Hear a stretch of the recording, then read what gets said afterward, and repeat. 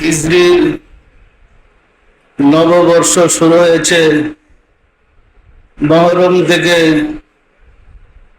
হিজরি মাস গণনা করা হয়।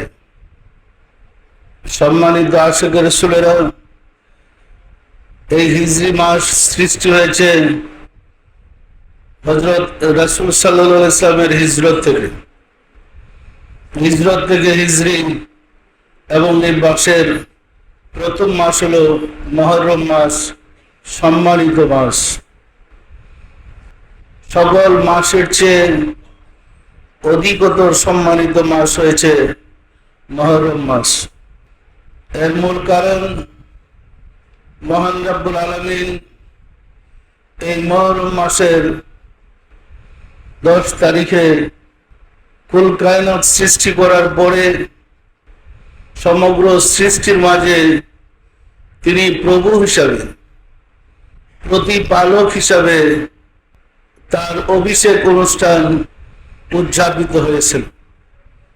তিনি আরশের সমাসীন লাভ করে সৃষ্টিকে জিজ্ঞাসা করেছিলেন, সমস্ত আত্মাসমূহকে প্রশ্ন করেছিলেন, আলাস্তু বি রাব্বিকুম, আমি কি তোমাদের প্রভু নহি? সমস্ত আত্মা সমসুরে বলেছিলেন, কালু বালা, নিশ্চয়ই আপনি আমাদের প্রভু। আল্লাহর অভিষেকের অনুষ্ঠান ছিল 10 মহরম। সেই হিসাবে বৎসরের মধ্যে সবচেয়ে সম্মানিত মাস আশুরার মাস। আষাঢ় থেকে আশুরার শব্দের হল 10, মহরমের 10 তারিখে।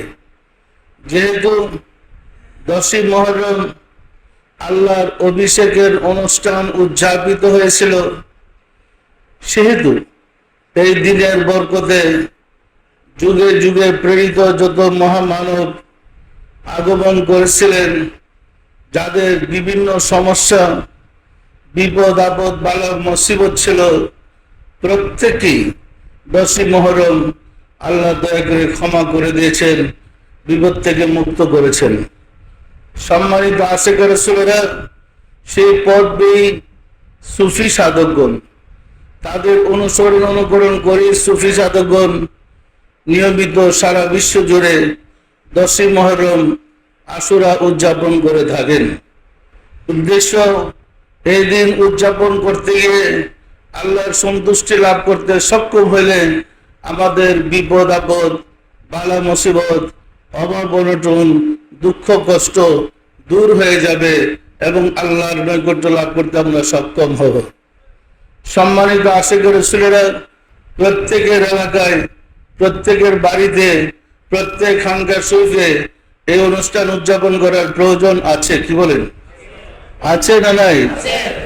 যার যার এলাকায় অনুষ্ঠান উদযাপন করবেন, ছেলে মেয়ে নিয়ে, ভাই ব্রাদার নিয়ে, আত্মীয় স্বজন নিয়ে, এই কারণে যে সবাই জানুক আশুরাটা কি। আপনারা যখন যার যার এলাকায় আশুরা অনুষ্ঠান উদযাপন করবেন, তাহলে আপনাদের কাছ থেকে শুনে মানুষের আস্তে আস্তে ভুল ভাঙবে এবং আশুরা যে সিয়াদের অনুষ্ঠান, এই চিন্তা কেউ করবে না। আশুরা কি সিয়াদের অনুষ্ঠান? মুসলমানরা মনে করে আশুরা সিয়াদের অনুষ্ঠান। আসলে আল্লাহ কি সিয়াদ?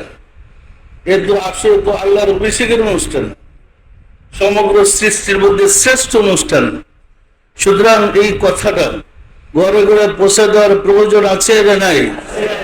সেই লক্ষ্যে আমি পরামর্শ দিয়েছি, সারা দেশের মানুষের জানার প্রয়োজন আছে যে এরা সিয়াদের অনুষ্ঠান নয়, আল্লাহর অভিষেকের অনুষ্ঠান। আল্লাহর অভিষেক সম্বন্ধে আমাদের জানার প্রয়োজন আছে। আল্লাহ সম্বন্ধিত মানুষ জানে না। সম্মানিত আশিক রাসূলেরা, যে আল্লাহর পরিচয় লাভ করার জন্য যুগে যুগে অসংখ্য নবী, অসংখ্য রাসূল আল্লাহ প্রেরণ করলেন, সেই আল্লাহর পরিচয় সম্বন্ধে মানুষ কিন্তু কিছুই জানে না। জানে আল্লাহ একজন আছে, এই আল্লাহটা কেমন, তাকে দেখা যায়, তাকে পাওয়া যায়, তার সাথে যোগাযোগ করা যায়, তার নৈকট্য লাভ করা যায়, কোনো খবরই নেই। আল্লাহ আছে বিশ্বাস করলাম, তবে তিনি কেমন? নিরাকার। এই যে ধর্মের বিভ্রান্তি আল্লাহ সম্বন্ধে না জানার কারণে হয়েছে। আমরা যদি আল্লাহ সম্বন্ধে গবেষণা করতাম, জানতাম তাহলে আমাদের ধর্মের অবস্থা এরকম হওয়ার কথা ছিল না। যে ধর্ম শিক্ষা দেওয়ার জন্য 1,24,000 নবী রাসূল প্রেরিত হয়েছে, যে আল্লাহর কথা বলার জন্য 1,24,000 2,24,000 নবী রাসূল প্রেরিত হয়েছে, সেই ধর্ম সে আল্লাহ সম্বন্ধে আলোচনাই নেই, বরং উল্টা আলোচনা আছে আল্লাহ সম্বন্ধে চিন্তা করলে ঈমান চলে যাবে।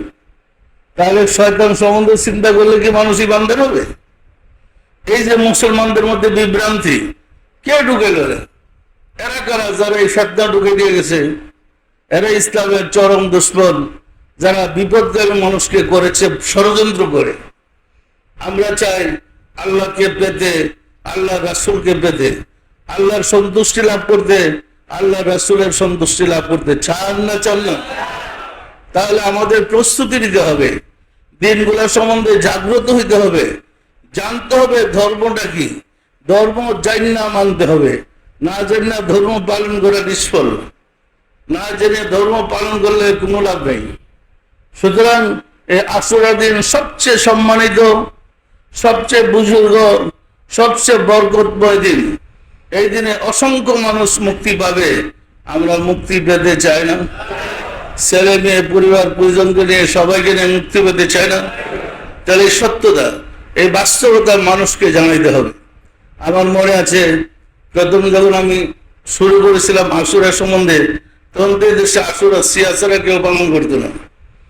তো আমি হ্যান্ডবিল লিখলাম আশুরাতে কি হয়, তখন কোন নবীর কি হয়েছে, আশুরার দিন কি কি ঘটনা ঘটছে লিখে হ্যান্ডবিল ছাড়লাম। একটা শ্রেণী বলে উনি কি শেষ পর্যন্ত সিয়া হয়ে যাবে? আমি কি সিয়া হয়ে গেলাম? এবং প্রমাণ করলাম ইহাই সত্যিকার ধর্ম ছিল। পরিষ্কার না? পরিষ্কার না?